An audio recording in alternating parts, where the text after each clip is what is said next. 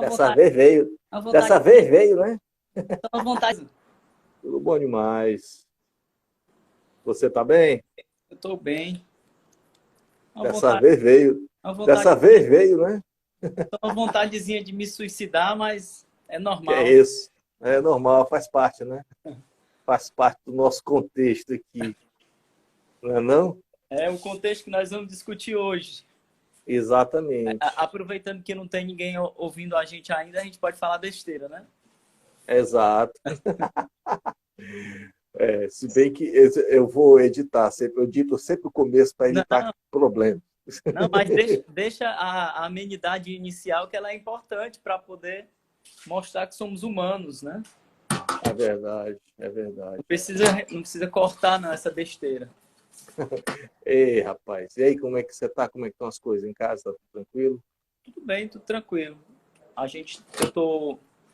Eu tô indo pro posto ainda, né? Os Ah, atendimentos estão suspensos por conta da pandemia, mas a gente está uhum. atendendo situações de urgência e ajudando como pode.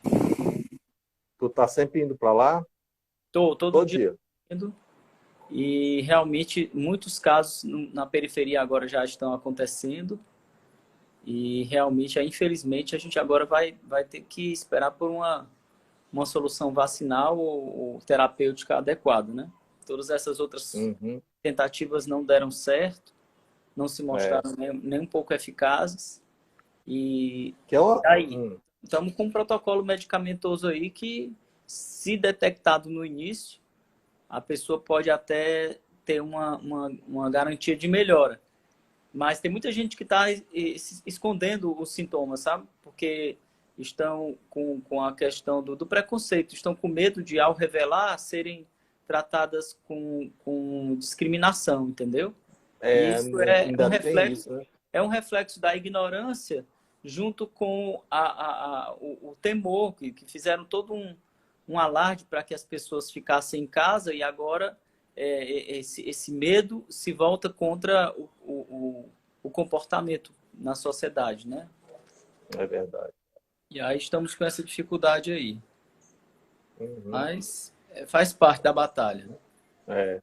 Hoje nós tivemos aí a deflagração violenta, ontem e hoje, né, da Polícia Federal, né? Hoje, contra as fake news, né? Foi interessante, uma ofensiva bem interessante. Vamos ver o resultado que vai dar, né?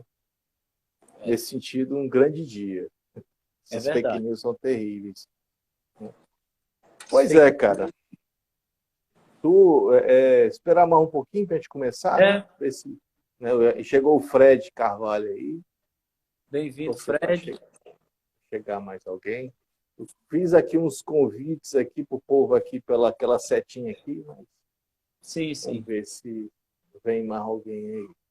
No mais, cara, daqui a pouco, daqui a 2 minutos a gente começa. Né? Opa, e aí, Fred? Oi. Daqui a pouco a gente começa. A gente vai tratar de uma questão muito complexa e polêmica, né? E realmente polêmica. O Beto, ele é um defensor do suicídio assistido, né? Eu E sou eu defensor não de vou, todas as formas de suicídio. pois é, eu não vou entrar na defesa, eu vou apenas expor o meu ponto de vista baseado em alguns filósofos, né, como Aristóteles, Platão, Sócrates, Schopenhauer, até Shakespeare. Shakespeare e Hamlet tem uma discussãozinha que eu captei lá em Schopenhauer, num livro dele, muito interessante, que eu vou colocar aqui também. Nós temos a visão estoicista, né?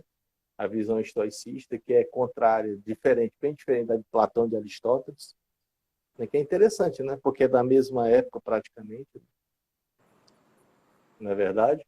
Com certeza. Né? E aí temos Pascal também, que trabalhou isso aí, Montesquieu, que é um dos, mesmo no meu ponto de vista, dos mais importantes nesse sentido aí, O né? Camus é realmente também o mais famoso, né? Exatamente. Né? Tu fala Camus, Pois pode ser que alguém não lembre. é, não, eu Não, realmente porque não não sabia tá que a errado pronúncia era falar, essa. eu tenho... Uma vez eu cheguei para um professor e eu disse para ele que chamava o Wittgenstein de Wittgenstein. Aí eu pensei que ele ia rir. Eu imaginei que ele Aham. fosse rir e me corrigir, mas ele não É. riu. Ele simplesmente disse, é uma pronúncia americanizada, Aceitável. norte-americana, né? É uma pronúncia É. norte-americana, né? E no É, caso, o cara não é norte-americano, ele é alemão, então, quer dizer, o jeito de falar é outro, né? é verdade. Assim como o Camus é Pois francês, né? Mas é não é que verdade, é não verdade. existe. Eu, inclusive, a Priscila, que mora aqui comigo, minha esposa, ela disse que você tem que falar na sua língua. Mesmo que o É, nome da de pessoa certa seja. Ela defende isso. Ela defende Uhum. essa ideia, A né? minha esposa pensa da mesma forma, inclusive com relação à pronúncia. Ela É, se, ela, ela se recusa a fazer diferente, isso aí. O que eu respeito profundamente.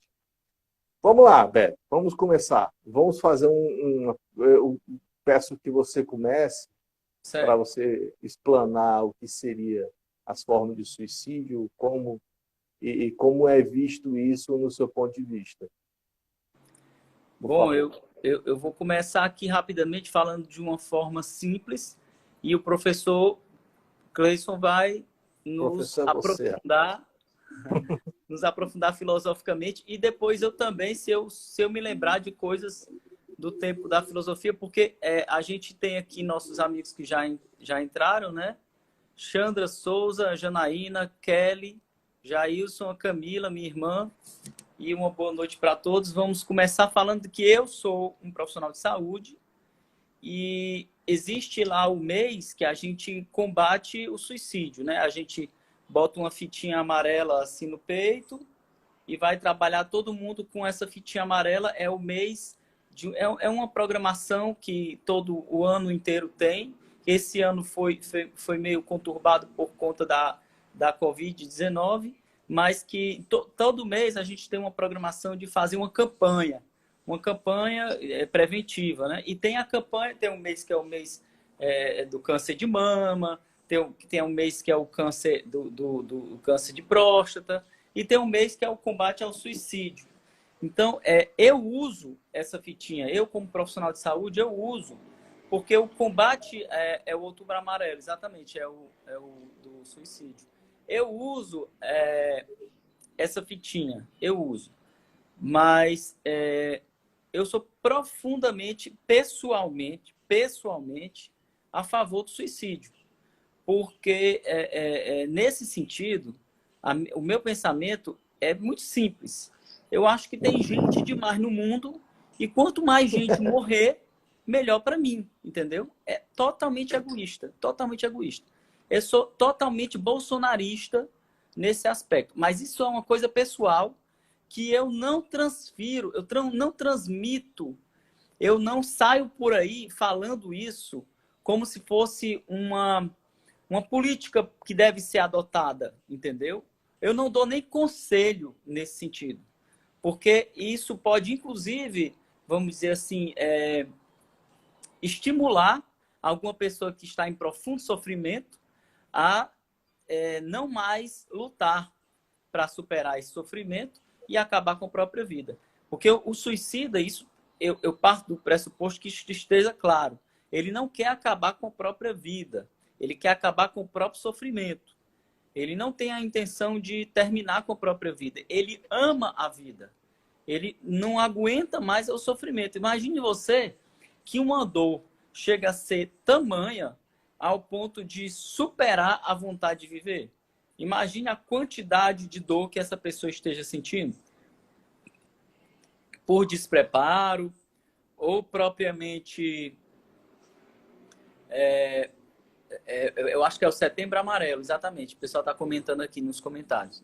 Eu É estou o vendo. Outubro Rosa, o Novembro Azul e o Setembro que é o amarelo, exatamente. Agora que porque esse ano está tão conturbado por causa do Da coronavírus Covid. que a gente até está explicando aqui, está esquecendo aqui quais são os anos de campanha, mas a Kelly bem nos lembrou aí. A gente está esquecendo até o dia da semana, Beto. Rapaz, exatamente. No quarta-feira passada eu estava em casa, claro, né? Estou confinado nesse horário que a gente está em casa e eu assistindo aqui televisão, eu me esqueci totalmente do nosso horário aqui e perdi mas foi uma excelente explanação que você fez e eu acho que foi até bom que eu não tenha visto, que eu não atrapalhei, né? Mas nesse sentido, Você não atrapalha, não, você ajuda muito. Eu estou fazendo esse pequeno preâmbulo da gente entender que nem sempre uma opinião pessoal, uma coisa que a gente tenha uma certa convicção por causa de alguma coisa que a gente viveu, ou coisa que o valha, ela pode e nem deve ser, vamos dizer assim, colocada a público ou transformada em política pública, né? E o que nós estamos vendo é que esse tipo de senso comum, que para muita gente pode até ser tosco, imaturo, ilegítimo, né? E pode ser até, vamos dizer assim, insensível, sem dúvida, todos esses adjetivos, mas é meu, entendeu? E eu tenho o direito de ter. Só que no momento mesmo em que eu digo que essa minha opinião é uma opinião que todos devem ter, eu estou dizendo, transformando isso em uma política pública, né? E isso é uma coisa errada que nós estamos visualizando nos tempos atuais, né? As pessoas que quererem armar a população, né? As pessoas quererem reduzir a maioridade penal, enquanto nós sabemos que existem muitas outras coisas mais complicadas por trás de todas essas vontades pessoais. Da mesma forma, o suicídio, em cada situação, ele tem uma complicação pessoal que vai muito além dessa minha vontade pessoal de beneficiar a natureza, entendeu? Porque assim, na minha vida, que foi sempre muito bem abastada e com muito acesso a tudo, eu valorizo muito mais os golfinhos do que os seres humanos, porque eu tive uma educação individualista, né? Eu tive eu tive uma facilidade de acesso aos bens de consumo e aos bens de conhecimento, ao capital cultural, e daí eu não tenho essa sensação, esse sentimento pelo povo. Claro que eu me sensibilizo com livros, com literatura, com filmes, né? A gente vê inúmeras situações de benfeitorias, de convivência comunitária, e a gente se emociona com tudo isso, porque vê que ali sim está um dos mais fortes sentidos da vida, que é a vida em coletividade. E isso a gente vai abordar hoje na questão do suicídio. Porém, da minha perspectiva individualista, que é também a perspectiva de muitos brasileiros, principalmente a maior parte da nossa classe média, que nós podemos, em outra classificação, chamar de burguesia, né? A gente poderia dizer que essas pessoas estão tomadas de um ódio pelo óbvio que é a gente precisar matar uns aos outros, mesmo sem sabermos, mesmo sem nós da classe média sabermos que estamos com ódio, nós estamos com ódio. E nós podemos observar o benefício da não participação na vida coletiva, o benefício para a natureza que isso é. Nós estamos num período de confinamento em que nós não podemos trabalhar, nós não podemos emitir poluentes tanto quanto emitíamos, né? Nós não podemos poluir tanto quanto estávamos poluindo. E nós vemos aí uma rápida recuperação de inúmeros ecossistemas, golfinhos nadando em costas pelo mundo inteiro. Nós vemos ali a Baía de Guanabara translúcida, aqui a beira-mar também, eu não sei, mas eu vou falar que estava extremamente limpa. Então, nós podemos observar com essa nossa não interatividade junto ao planeta que é necessário a gente tomar medidas de precaução, é necessário que a gente consiga evitar essa tamanha poluição que a gente causa. E, no caso, como eu sei que isso não vai acontecer, como eu sei que nós não vamos evitar nada, que tudo vai voltar a ser extremamente poluidor, que a gente vai exaurir o planeta até ter os seus últimos recursos, eu, pessoalmente, por uma individualidade, por um egoísmo, por uma borsalidade, por um bolsonarismo pessoal, se eu falar bolsonarismo, já estou falando que eu sou boçal, que eu sou insensível, que eu sou inconsequente, que eu sou um idiota. Eu posso dizer que eu sou completamente a favor de qualquer forma de suicídio, inclusive de minha família. Eu dou todo o apoio para qualquer tipo de suicídio. O pessoal diz, não, é porque não é com sua família, não foi sua mãe. Então, não, eu dou todo o apoio a qualquer tipo de suicídio, porque não tive acesso a nenhum tipo de sofrimento pessoal na minha infância, coisa que o valha, e que isso é uma coisa pessoal. Mas como prática profissional, eu realmente sei, sou consciente de que o suicídio é você tentar acabar com a sua própria dor.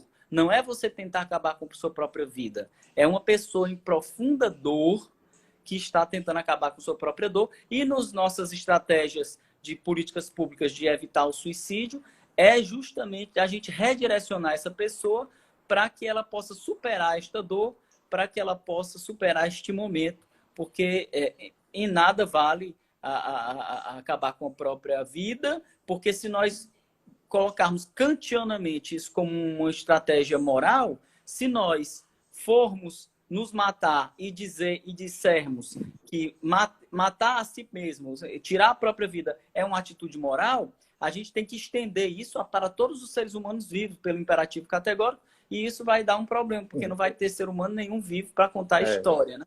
Então, sobre este aspecto, a gente diz que matar a si mesmo é uma atitude que não é moral, e com esse imperativo categórico, mas é muito fácil de ver que realmente é uma coisa que é errada. É muito bom para o planeta, né? Para os outros animais que vão poder gozar um pouco do usufruto de uma menor poluição, mas é muito ruim para a nossa espécie, que traz sofrimento. Imagine um governo.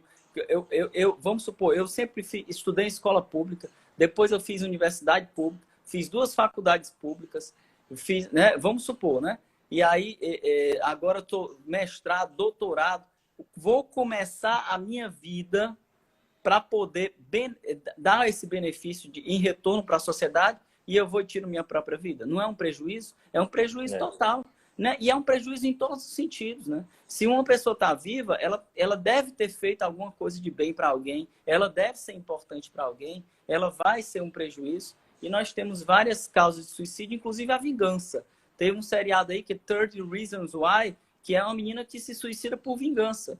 Né? Eu não sabia que tinha esse tipo de suicídio, estava um pouco pesquisando para poder conversarmos hoje. Tem esse tipo de suicídio também, que é o único que eu não conhecia, suicídio por vingança. Ou seja, a quantidade de idiotas que nós temos no planeta é tão grande que é por isso que eu digo, pessoalmente, não estou incentivando a ninguém pensar da mesma forma, pelo contrário, eu quero que todos tenham certeza de que eu sou um imbecil por pensar assim. Não tenho problema nenhum, não tenho vaidade, não quero ser amado por vocês. O que eu quero dizer é que o filósofo não precisa ser amado. Exatamente, eu penso da seguinte forma: suicídio sempre será muito bem-vindo. E como Nietzsche falou, suicídio é uma ideia maravilhosa, faz a gente dormir muitas noites em paz. Bom, sua explanação foi muito contundente, meu querido amigo. Tem que ser para começar a história. Eu vou fazer uma explanação sobre o que é o suicídio na filosofia de uma maneira geral, para a gente entender, porque esse é o objetivo da nossa live, né? Discutir o ponto de vista filosófico, né? Ó, vou começar com Platão, certo? O Platão, na sua discussão mais extensa acerca do problema de viver e morrer, encontra-se no Fédon. Resumidamente, né? A tese platônica é de que se a liberdade da vida é um bem, o suicídio seria não só desejável, como também lícito. De primeira vista, ele até concorda bastante com você. Né? Parece haver uma escolha que justificaria, então, a morte em determinadas circunstâncias. Contudo, nesse mesmo diálogo, no Fédon, que está em Ética Nicômaco, afirma que a filosofia, Sócrates afirma que a filosofia é um aprendizado acerca da morte e do morrer. E o que não leva necessariamente a uma justificação do suicídio. Por quê? Aí é que está o pulo do gato de Sócrates, né? Porque os seres humanos pertencem aos deuses e estão sob sua tutela. Eis aí o tal argumento da pertença, que é o que o cristianismo fez. Né? O cristianismo, que não tem nada de original, ele traz do pensamento platônico, socrático, todo o seu conteúdo, né? O seu conteúdo general, né? O suicídio, nesse sentido, é, então, um ato de impiedade. O que é impiedade? É um ato sem fé. O homem não pode matar-se, pois ele pertence aos deuses. Desse modo, viver é preferível a morrer. E Sócrates, apesar da cicuta, ele não incita ninguém a morrer. Ao contrário, Platão chega, lá em Leis 9, a dizer, olha só como é interessante, olha só o que Platão fala, que os suicidas devem ser enterrados em desgraça naqueles limites dos 12 distritos que são desérticos e inominados. Os túmulos não podem ser identificados, seja por estrelas, seja por títulos. Olha só, né? No primeiro momento, a gente vê que Sócrates, Platão, parece, né, achar que é uma coisa boa, mas ele logo depois é uma coisa que ele persegue a vida toda dele. Essa questão do suicídio. Já Aristóteles, ele não tem uma visão muito diferente, não. Né? Ele segue utilizando o argumento da pertença. Embora essa pertença que ele enfoca não seja mais a questão religiosa, e sim o social. O fato é que, por impiedade ou injustiça, pessoal social não parece haver nesses filósofos gregos fundamentação filosófica forte o bastante para dar ao suicídio o que eu considero um argumento realmente convincente como ato de extremo exercício de liberdade. Afinal, né, nós não nos pertencemos. Isso para os gregos. Aí vamos para os estoicos. Você sabe que eu gosto muito do estoicismo, né? Você é considero...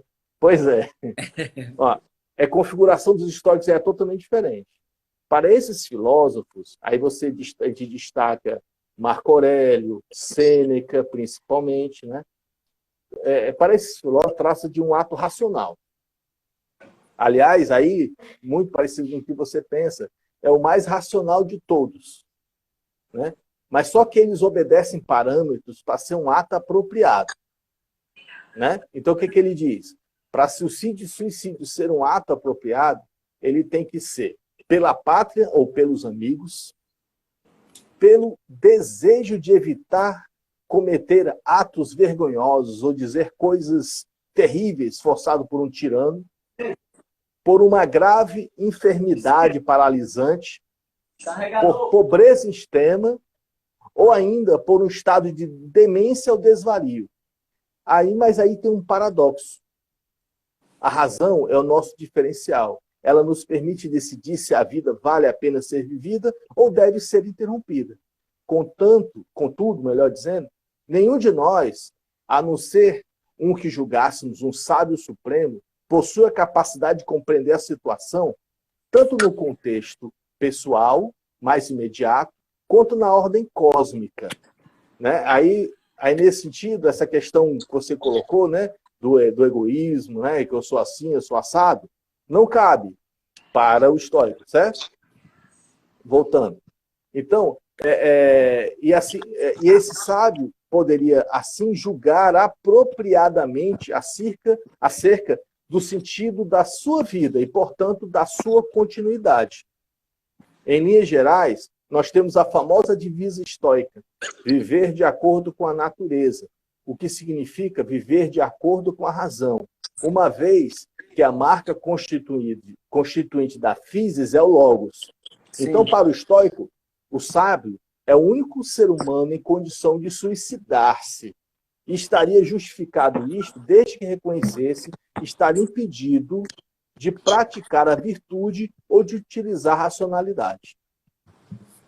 Para a gente ilustrar isso, a gente vai lá em Sêneca, no seu livro, na sua carta 70 a Lucilo, ele escreve o seguinte, olha só como isso é fantástico, Beto.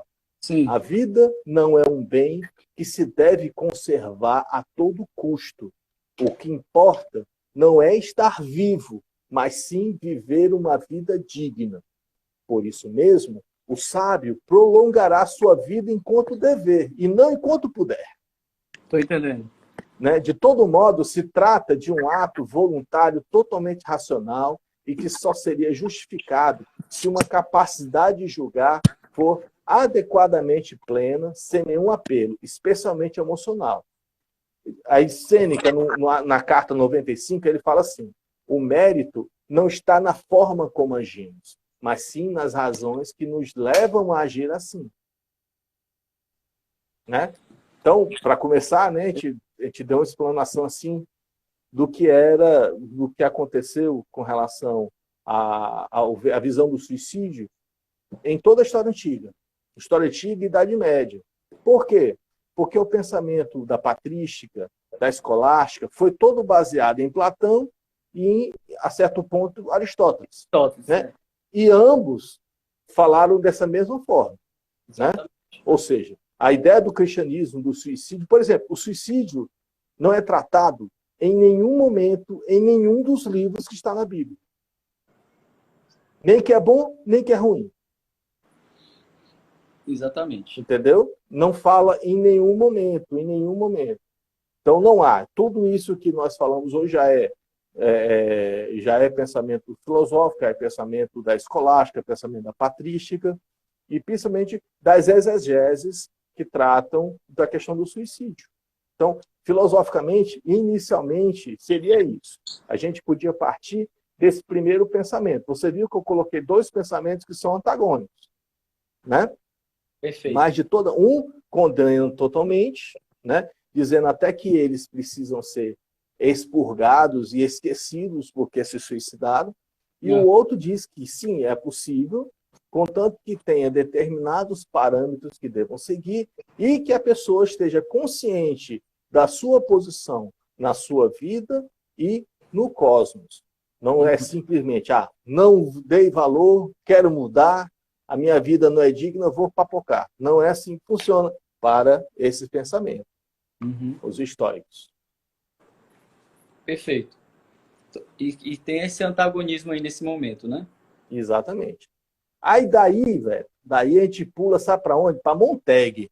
Perfeito. Né? Montaigne, você sabe que Montaigne tem verdadeiros ensaios que tratam do suicídio, né?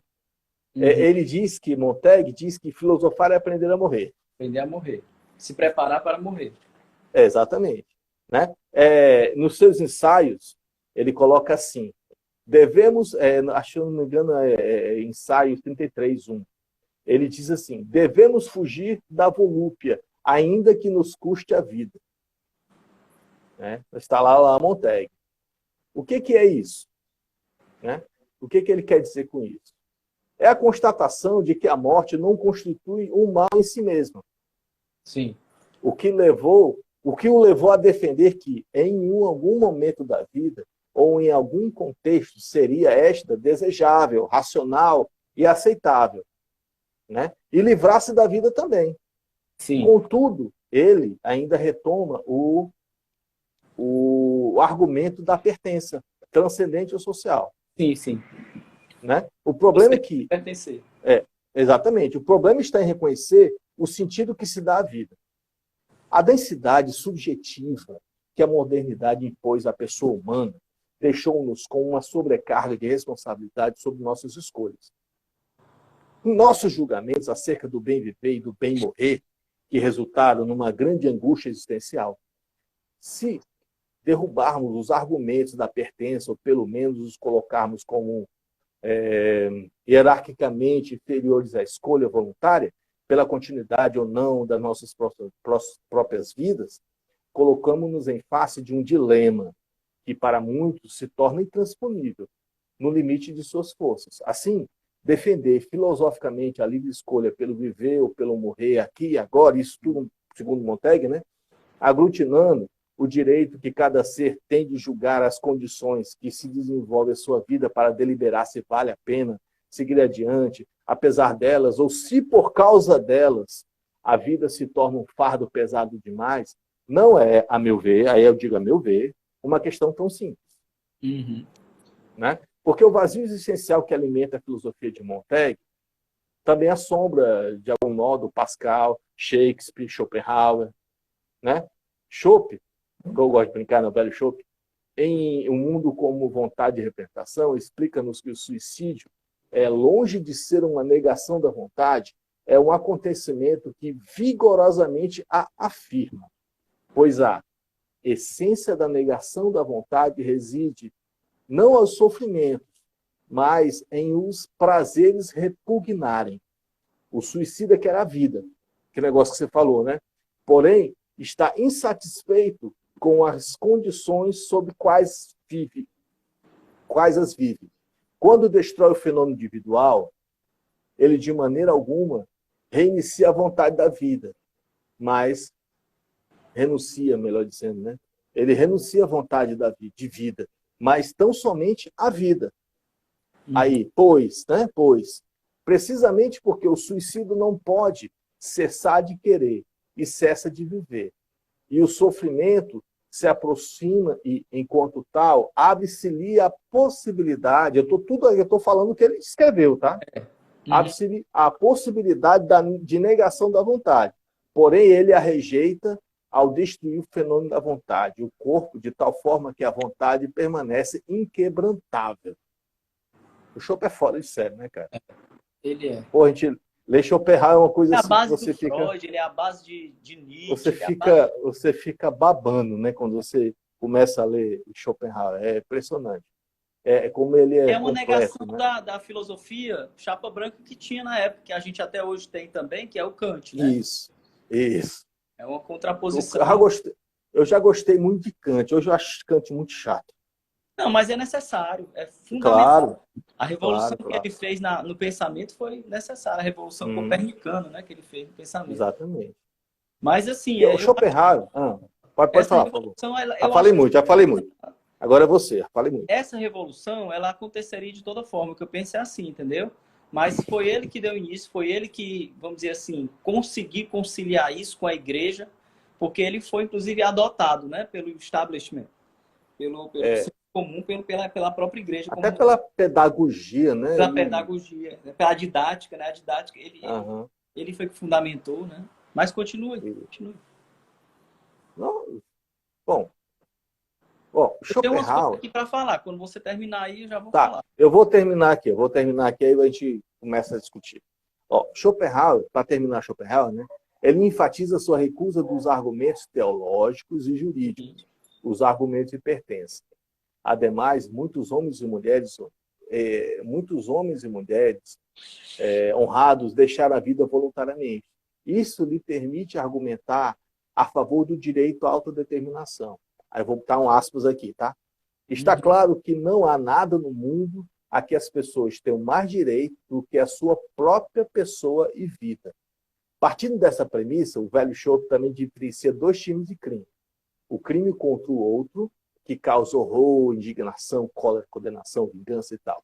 E o crime contra si mesmo, que leva a reações de tristeza e compaixão, se não por vezes até uma certa admiração. E assenta numa conclusão cabal. Olha só, isso aqui é a frase dele, tá? Que a justiça proíba o suicídio não constitui uma razão válida para a igreja, além de ser claramente ridículo. Pois que pena pode intimidar alguém que busca a morte? Só se castiga a tentativa de suicídio, castiga-se pela falha em ter conseguido suicidar-se. O próprio Schopenhauer, ele também recorre em Parenga e Paralipomena, alguma coisa assim, né? Parenga e Paralipomena, o nome é esquisito. Ele recorre a Shakespeare. E ele vai lá em Hamlet, né? Quando ele apenas afirma que se tivéssemos certeza de sermos absolutamente aniquilados na morte, teríamos de escolhê-la incondicionalmente em face da índole desse mundo. Ou seja, mas não existe essa o valor acerca da vida é uma tarefa, aí você, Beto, tem totalmente razão, é uma tarefa totalmente individual. Né? Porque a beleza ou a dor de existir são respostas que cada um de nós tem de dar a si mesmo. Isso nos permite compreender por que o suicídio constitui um grande problema filosófico, como aponta Camus, como é o nome? Camus. Camus, em O Mito de Sísifo, Isso, Um exatamente. gesto, né? Um gesto desses, se, olha só que legal, cara. Eu passei um tempão para decorar essa frase, viu? Porque eu achei muito linda essa frase. Um gesto desses se prepara no silêncio do coração, da mesma maneira que uma grande obra, né? Ou seja, trata-se de se compreender o modo como se dá a relação entre o pensamento individual e o suicídio. Essa relação entre os desafios que a vida oferece e o modo como se vai reagir a eles depende da nossa capacidade de julgar acerca daquilo que queremos ou não e de quanto queremos para garantir a continuidade da nossa vida. Camille reforça que se compreendermos que vivemos num mundo em que ilusões e certezas deixam de fazer sentido, acabamos nos sentindo como estrangeiros.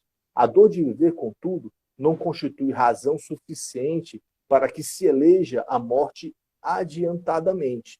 Em face do absurdo que constitui esse divórcio entre o homem e sua vida, é que se instaura nosso grande, talvez maior desafio: escolher seguir vivendo. Exatamente. É Né? interessante esse mito do Sísifo, né? Uhum. Esse é que o Camus ele escreve. Ele é um existencialista, né? Como tal, Isso. assim como Sartre, existe aquela grande máxima, aquela grande explicação, aquela grande, vamos dizer assim, sacada do existencialismo que faz as pessoas deixarem de ser vitimistas. Você nunca é vítima. Você, Sim. você é sempre livre. Você tem sempre escolha, certo? Mas não no sentido de punição. Não é Foucault de vigiar e punir, não. Não é nesse sentido, não. É no sentido de você se olhar no espelho para você mesmo e dizer que você é o responsável por aquilo. Você não é o resultado do que a vida fez com você. Você é o resultado de suas reações para com tudo aquilo que a vida tentou lhe atingir. E isso tem muito reflexo também no pensamento de Jung, né? No Sim. inconsciente coletivo. Mas nós temos aqui uma pergunta da Janaína que é interessante. Há vários... Pergunta não, ela é uma afirmação. Há vários tipos de suicidas. Os dublês de filme de ação, os trapezistas que praticam esportes radicais, as pessoas que usam drogas, todos esses são, de certa forma, suicidas, porque estão arriscando a vida e testando É, a vida o tempo todo, né? E eu acho eu isso queria, eu queria, interessante, essa que ela falou. eu, eu queria que você, se você puder, falar sobre, como profissional da medicina, sobre o suicídio assistido, o que Sim, é, vamos chegar em lá. que casos ele existe, É, se existe legislação no Brasil ou fora do Brasil que permita. quando você estava falando lá sobre o Estado deve punir o suicídio, é interessante. Realmente, como é que você vai punir o suicídio? Mas outro dia eu Né? tava, tinha uma pessoa estudando ó, perto de mim e essa pessoa estava me dizendo o seguinte, que no país tal, que eu não me recordo que quem estava estudando era essa pessoa, não era eu, no país tal aí, em algum país, tentativa de suicídio é punido com a morte. Não é engraçado isso? É muito Né? estranho, né, A cara? pessoa, quando tenta se suicidar, ela é punida com pena de morte. É estranho demais, né? Mas você vê que É, existem leis loucas, contraditórias, ilegítimas, mas que passam e a gente tem que estar atento a tudo isso, né? A gente, para poder é, discutir a questão da eutanásia, a gente tem que discutir anteriormente, né, uma mudança, porque você falou de Platão, Aristóteles, deu um salto em contradição para Schopenhauer, o próprio estoicismo, Montaigne. e Uhum. Montaigne também. Mas a gente tem que entender que, enquanto que em Aristóteles e Platão eles tinham um estudo do cosmos, né, em que tudo existia ali um equilíbrio dinâmico que você precisa achar aquele equilíbrio. O próprio Epicuro também, na sua carta a Meneceu, né, seria o seu filho, a carta de Epicuro a Meneceu, ele começa, onde a gente já falou nas lives passadas, que ele diz que a pessoa que acha que é cedo ou tarde para começar a estudar filosofia é porque ela acha que é cedo ou tarde para começar a ser feliz e faz essa defesa ao pensamento, né? Ele explica também que uma pessoa que para ser feliz, ela precisa encontrar o seu lugar no cosmos, né? E que isso tudo foi debatido com o passar dos anos e tivemos a Idade Média, que é um tempo muito, vamos dizer assim, prolífico de pensamento, e muitos foram perdidos, muitos não foram achados, mas muitos foram, vamos dizer assim, fortalecidos. O pensamento humano saiu muito fortalecido desse período, né? É um período que a gente chama de período das trevas, mas que seria semelhante ao período da ditadura aqui no Brasil, né? Porque nós tivemos lá uma ditadura da igreja com a Inquisição. Aqui no Brasil nós também tivemos várias manifestações artísticas que vieram da ditadura. A gente não pode dizer que isso foi uma coisa boa, porque foi prolífico, mas que foi prolífico, foi, né? Então, assim, a gente teve uma superação desse pensamento do cosmos, da ideia de estabilidade, da ideia... Porque tivemos essa superação, mas não que essa superação ainda tenha se terminado. Pode ser que nós retornemos a ela futuramente. Mas nós temos que entender um estudo chamado Ética das Virtudes, e que é um estudo dessas trajetórias do que se possa conceber como valor de uma ação. Então, da mesma forma que eu tenho que agora pensar se um suicídio é válido, eu tenho que pensar é válido para quem, né? E o que é que onde eu quero chegar com isso, entende? Então, nós temos qual é o consequencialismo disso, né? Quais são as normas? Se é que existem normas para uma eutanásia, né?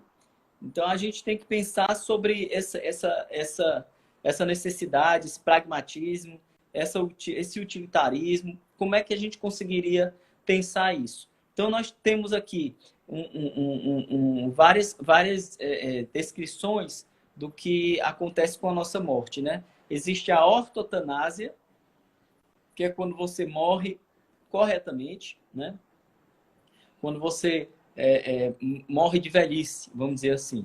Você morre no sentido do que era previsto, né? É a ortotanásia.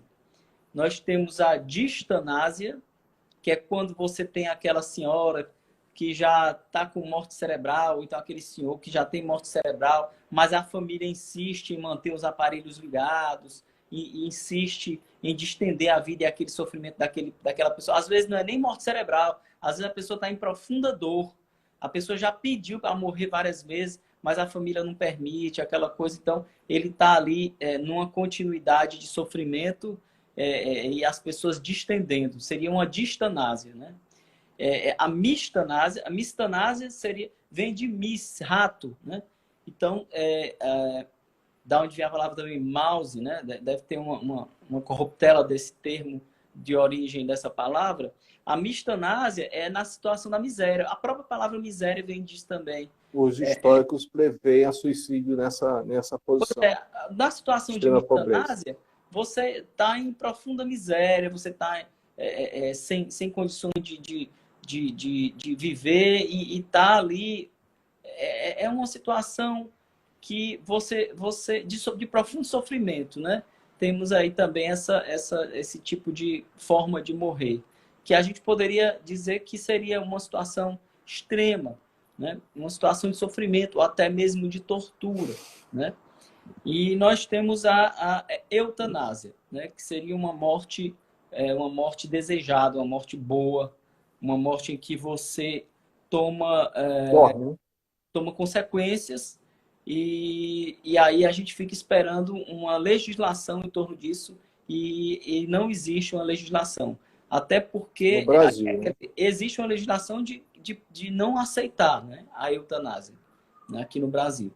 Então, nós temos aí um problema, porque realmente envolve ordens diferentes, né?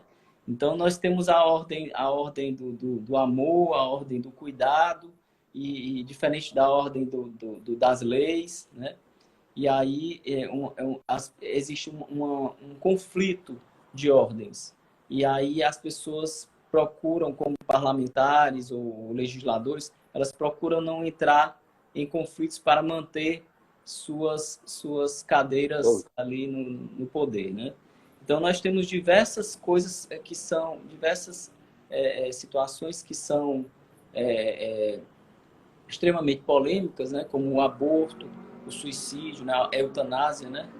E no caso, até a Janaína está falando aqui, ó, pela Constituição brasileira é crime você instigar alguém ao suicídio, entendeu? Uhum. Então, realmente, a pessoa ser instigada pelo outro Eu não realmente... sei, eu nem sei se pela Constituição. Eu sei que o Código Penal prevê isso. Na Constituição, realmente não sei. Né? O Código Penal prevê que é crime você instigar, você incentivar alguém a tirar a própria vida. Né? E hoje a legislação nossa, nesse sentido, ela mantém-se a mesma desde 1940. Né? O velho Clóvis Bevilacqua não mudou muito nesse sentido. E eu acho que ainda precisamos evoluir bastante, porque o brasileiro é muito complicado.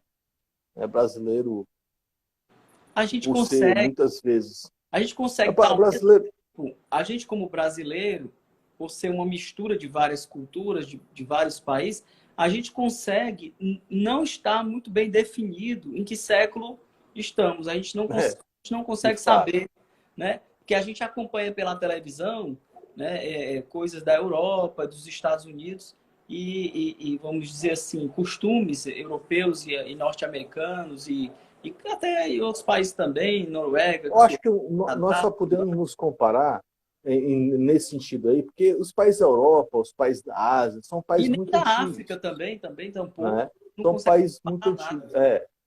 Porque a Ásia, eu vou te falar, a Ásia em alguns países estão muito mais parados do que nós há muito tempo, né? Alguns países, né? Então, a gente teria a comparação que nós temos mais lógica, porque nós fomos colônia igual, são os países da América Latina, os países da América de um modo geral. E me parece que, por exemplo, o destoar que nós temos entre nós e o canadense, por exemplo, é absurdo, é abissal. Nesse sentido, a legislação lá, inclusive, permite a eutanásia e o suicídio assistido, sendo que fica a mesma coisa, é tudo eutanásia, não existe essa diferenciação, não. Mas nós não somos tão diferentes quanto o povo americano, nós só temos o dinheiro que eles têm. Mas em termos de broquice, de incapacidade de evoluir, nós estamos Agora muito estamos nos parecidos. aproximando até mais, né? A gente Exatamente. está vendo que existem... Eu não sabia que aqui tinha, assim, pessoas preconceituosas, como lá nos Estados Unidos, né? É, Eu não sabia que é. aqui existiam essas pessoas. Nós estamos vendo agora. Estavam todos incubados, né, cara? E Tava por tudo base eu não incubado aí. sabia. Eu É acho uma que coisa eu tenho assim. vergonha de dizer, porque Não, porque é vergonhoso isso, cara. É muito vergonhoso o que está mais sendo, acontece. está O, sendo vo- bandeira o de luta. nosso, o nosso presidente hoje, ele parece que aflorou todas essas coisas ruins que as pessoas têm lá incubadas, né, dentro de si, né? Deve ser muito doloroso ser assim, viu, cara? Deve ser muito doloroso você ter tanta dor assim dentro de si que você precisa eliminar o outro, destruir o outro para ser algo relevante, pelo menos para si mesmo, né? A questão é uma dor, veja bem, mas é uma dor de uma pessoa que não sabe como é viver sem essa dor. Então ele É. não, ele tem uma moral reativa, né? Nietzsche Uhum, falava que isso é a moral dos fracos. É uma uhum, pessoa que ela só reage, ela não uhum. age. Você pode ver que durante todos os anos de vida pública dessa pessoa que está na presidência, ele nunca agiu. Ele nunca agiu. Ele não tem uma proposta, uma emenda, uma proposta que fora aceita. E Mas aí é só nesse sentido, reação. Ciro Gomes não é diferente dele, não. Vamos matar, mas nesse sentido, Ciro Gomes não é diferente dele, não. A questão da Tem diferença nada. do Ciro Gomes é o conhecimento, né? É, Porque nós aí é tem abissal a um burro diferença de também. galocha no É. comando, enquanto que o Ciro Gomes ele é uma pessoa que pelo menos conhecimento tem. Eu não tô comparando, não. Eu acho totalmente diferente, né? Você deve ter visto a Folha de São Paulo, o editorial da Folha de São Paulo de ontem, de novo. equivalendo Lula a Bolsonaro como se fossem dois lados da mesma moeda, é um absurdo total. Né? Enquanto os países do mundo estão falando o quanto o Bolsonaro é tosco, o Estadão, e o Lula? É Pois é, aquela coisa. o que eu Isso estou é dizendo, triste. Bolsonaro não existiria se não fosse o Lula, porque ele é um nada, entendeu? Ele não tem conhecimento sobre nada, ele não age para poder determinar ou melhorar a situação de nada do Brasil, e ele está apenas reagindo. Por exemplo, existe corrupção, agora ele está dizendo que no governo dele não vai mais haver corrupção. Isso não é uma ação, entende? Isso é uma reação. É uma reação. A corrupção é a ação. Ele está reagindo contra a corrupção. E o símbolo dele é exatamente esse, coincidência, né? Mas o que eu digo é assim, e as ações? E as ações vamos dizer assim, as ações de prevenção, né? As ações de melhorias sociais, as ações de melhoria de vida das pessoas que são minorias. Ele chegou ao ponto de dizer que não tem que estar olhando para a minoria, não. A minoria tem que se curvar diante da maioria. Onde é que já se viu? Isso aí Democracia. é uma reação justamente a algumas situações esdrúxulas e atípicas que precisam realmente ser corrigidas, mas uma coisa é você corrigir uma corrupção, uma coisa é você corrigir uma atipia constitucional, legislativa, e outra coisa é você eleger uma pessoa que vai destruir totalmente as coisas boas que nós temos em termos democráticos. E quando eu falo de democracia, é como você já ia completando aí. A democracia prevê a legislação para a proteção das minorias, sim. Eu imagino que seria isso que você ia falar, né? Porque democracia não é simplesmente a maioria. Porque para ele, o povo dele, para ele é tão ignorante que ele está sendo nazista sem saber que está sendo nazista. Para ele, o povo dele é aquele... Ele sabe muito bem o que está fazendo. Ele diz Eu acho que ele assim, sabe muito bem o que está fazendo. Não, ele sabe, mas ele acaba, sem querer, citando trechos do nazismo, sendo que ele não estudou. Eu tenho certeza que ele não estudou Goebbels, ou não estudou a trajetória de Hitler. Ele não estudou para estar fazendo esse governo. Entendeu? Ele, sem querer, coincide. Sabe por que coincide? Porque isso é humano. Isso é humano. Então, nesse momento que coincide, dele falar essas asneiras, de dizer que o povo brasileiro é a maioria cristão, isso é triste, porque o povo brasileiro é a totalidade, não é a maioria. Ele não tem que governar só para quem votou nele. Ele tem que governar para a totalidade, e isso prevê, mas sim. isso parece que ele não vai perceber nunca. Não, Betão, não tem. A gente está meio no mato sem cachorro. Nós Aí, estamos no numa caso, eu digo distopia, assim, cara. houve, no caso, por conta reativa, por uma situação reativa, houve um suicídio de nossa democracia. Entendeu? Houve um suicídio.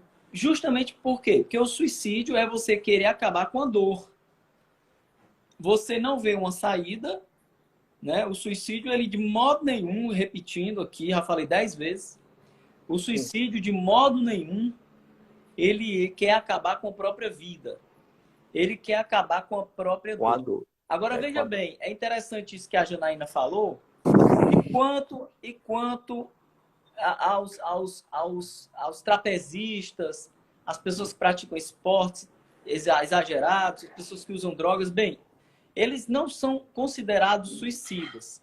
São pessoas que desafiam o perigo. Sim, desafiam o perigo. Mas existe na história, inclusive na história da filosofia, pessoas que foram para a guerra para morrer. E lá, no fronte, lá na guerra, eles construíram as suas filosofias que foram extremamente marcantes e que foram muito atuantes no mundo ocidental. Um exemplo é o Wittgenstein. Wittgenstein é de uma família de vários irmãos e todos eles homossexuais, numa época que rechaçava o homossexualismo. num local que Até também virou de novo, né? ele Voltou de também novo. era. Então ele queria morrer, entende? Ele queria morrer. Então ele aceitou ir para a guerra, ele foi para a guerra. Então lá na guerra ele pedia para ir para o front, ele pedia para ir para os que primeiro vão para frente de batalha, né? Bom, E nesse sentido ele não morreu, ele teve o azar de não morrer, né? Ou a sorte. é, Para nós, é, sorte porque para nós foi só. enquanto ele estava lá naquele tédio do nada, ele colocou em papel, transcreveu tudo aquilo que ele teve tempo para elocubrar, dos estudos que ele já tinha feito, do pensamento que ele já tinha feito, e nasceu ali a filosofia dele, que é a filosofia da linguagem de Wittgenstein, que é profundamente importante na nossa história da filosofia. Né? E parece que Descartes também foi para a guerra. Eu não sei se foi por vontade própria, Não mas sei da história, né? o Descartes Ô, parece que foi para a Betão, guerra também. nosso tempo aqui está findando, né? Acabou. Estamos findando. Faltam Hoje foi 2 bom, minutos, né? Né? mas foi muito Ei, bom. velho, muito bom. O que você quer falar na próxima semana? Você pensou em alguma coisa? Cara, eu estava pensando na filosofia e na ciência, no caso do Jung, né? Do Estudar um Jung? pouco do Jung, mas pode ser outra coisa também. A gente está num tempo agora em que a gente deveria questionar um pouco, né? Sabe o que eu queria conversar com você? Ver Ah, se você concorda. Eu queria conversar sobre inteligência artificial, né? interessante. E inteligência artificial e o que pode, Os, o que de- os pode os acontecer, possíveis perigos, né? né? Os perigos da inteligência artificial. Não aquela coisa apocalíptica, não. Não é isso que eu estou. Sim, Não sim, é Exterminador do Futuro, nem sim. Matrix, não. É sobre a questão de posto de trabalho, né? Nós não podemos esquecer que vivemos Ah, num mundo capitalista e que isso realmente vai acarretar. Está desenvolvido no judiciário atualmente um sistema de julgamento que tem mais de 80% de acerto, sim. coisa que 80, chegando a quase 90% de acerto no julgamento, né?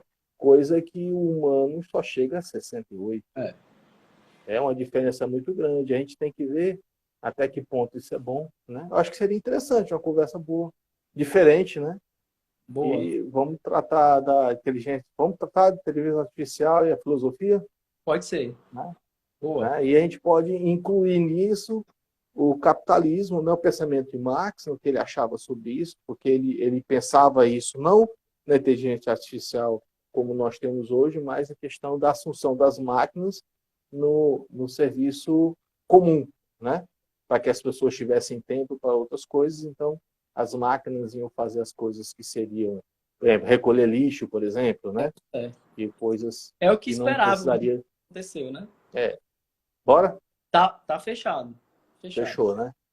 Pois, mano, Tá uma boa todos noite para ti. Abração. muito Ah, mas vamos obrigado falar de pela presença filosofia. de todos. Ó, a Janaína, a gente vai falar de filosofia. É sobre Mas filosofia. a gente vai falar de filosofia. Só que a gente vai incluir na filosofia uma discussão sobre a inteligência artificial e o que Na pode verdade, acarretar é isso. filosofia da produção, né? Filosofia Exatamente. do que a gente pode produzir, do que a gente deve produzir.